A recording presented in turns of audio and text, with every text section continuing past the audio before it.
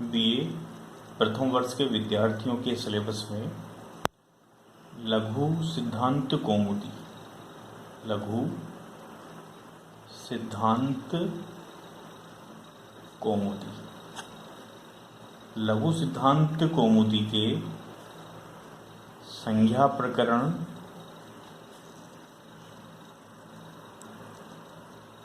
और संधि प्रकरण, ये दो पाठ्यक्रम बीए प्रथम वर्ष के छात्रों के लिए सिलेबस में हैं। तो आज हम संज्ञा प्रकरण के कुछ मुख्य बिंदु, कुछ मुख्य विषय जो हमें जानने चाहिए, उनको समझाने का प्रयास करेंगे। संज्ञा प्रकरण को जानने के लिए सबसे पहले हमें माहेश्वर सूत्र का ज्ञान होना चाहिए। माहेश्वर सूत्र, जैसा कि आपको पता है कि पाणिनि ने अपने विख्यात ग्रंथ अष्टाध्यायी, जो संस्कृत व्याकरण का सबसे महान ग्रंथ है, उसमें 8 अध्याय हैं। इसका निर्माण पाणिनि ने ईसा के लगभग 600 वर्ष पूर्व किया। तो पाणिनि व्याकरण का जो मूल आधार था वो था माहेश्वर सूत्र। माहेश्वर सूत्र से विशाल व्याकरण को संक्षेप में कैसे समझा जाए और संक्षेप में समझ करके कैसे उसको याद रखा जाए, ये माहेश्वर सूत्र के माध्यम से हो सकता है। 14 प्रकार के माहेश्वर सूत्र हैं, जिसमें से पहला है अ, ई, उ, ण। ध्यान देना, यहाँ पर जो ण है वह हलंत है, यानी आधा अक्षर है। हर एक अक्षर का बहुत बड़ा स्थान है, इसलिए हर एक अक्षर को ध्यान से समझना और उसको याद रखना व्याकरण की दृष्टि से बड़ा आवश्यक है। 2 री, ली, क। तीसरा ए, औ, ङ। कई बार इस अक्षर को बोलने में कई विद्यार्थी गलती करते हैं। इसको कई विद्यार्थी ड पढ़ते हैं, कई इसको अणखाली पढ़ते हैं, लेकिन ऐसा नहीं है। यह ङ, नाक से बोले जाने वाला वर्ण, क, ख, ग, घ, ङ। तो ङ इसका उच्चारण होना चाहिए। आई, औ, च। ह, य, व, र, ट। छठा है ल, ण। सातवां य, म, ङ, ण, न, म। आठवां झ, भ, य। नवा घ, ड़, ध, श। 10वां ज, ब, ग, ड़, द, श। 11वां ख, फ, छ, थ, थ, च, ट, त, व। 12वां क, प, य। 13वां श, श, स, र। और 14वां व अंतिम ह ल।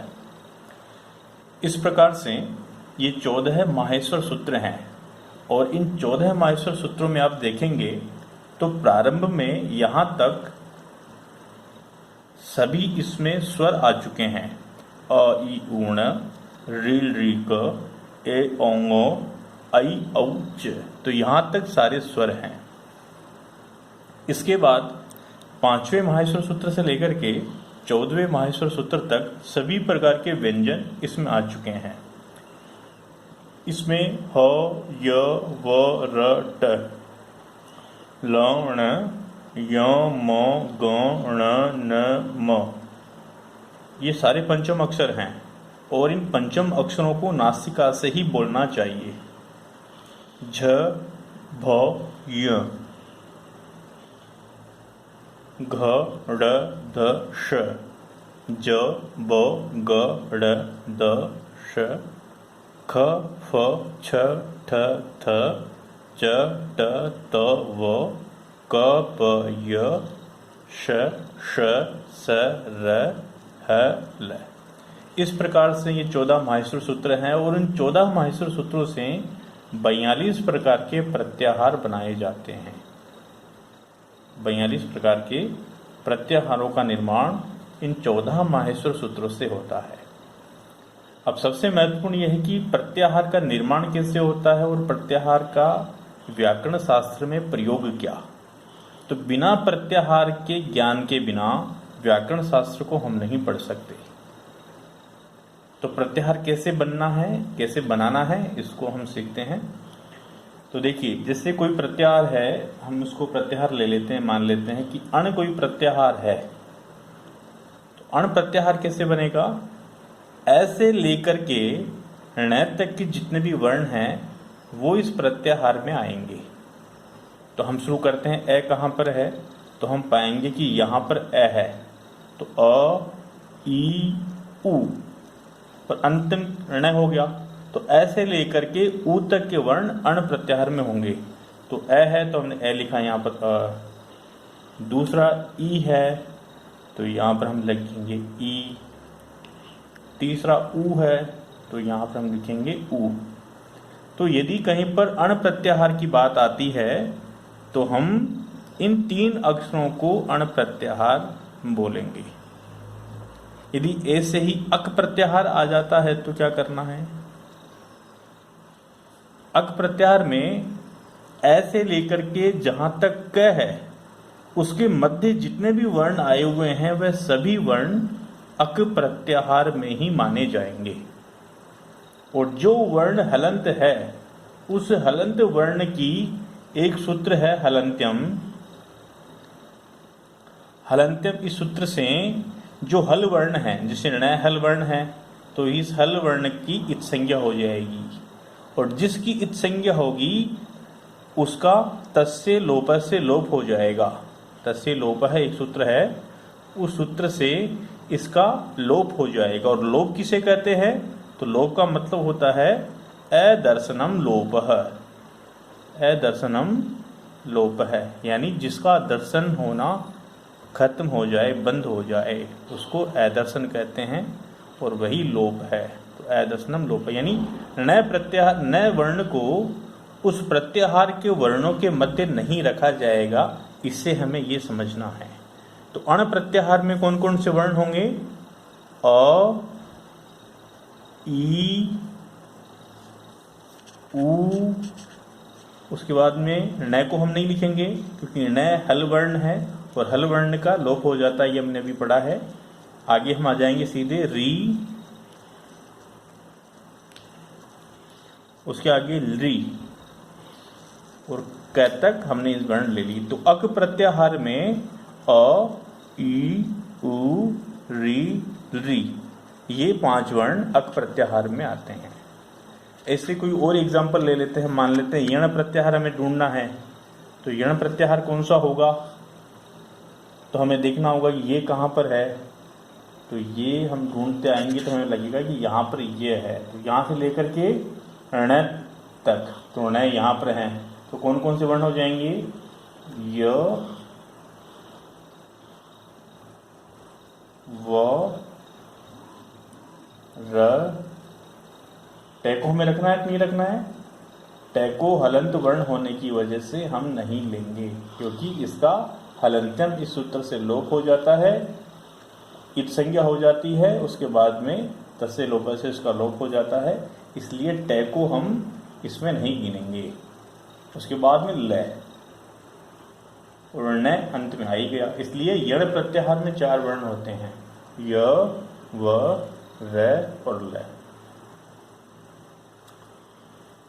यदि बीच में से कोई अक्षर प्रारंभ हो रहा हो तो मान लेते हैं हमारे पास में इक प्रत्याहार है, इसको हम यहां रख लेते हैं। इक प्रत्याहार है तो इक कहां शुरू हो रहा है?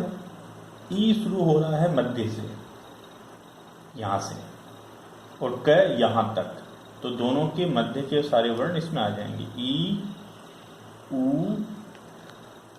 री और री, ये 4 वर्ण इक प्रत्याहार में आ जाएंगे। ऐसे ही प्रत्याहार कोई बहुत बड़ा भी हो सकता है, मान लो हस प्रत्याहार है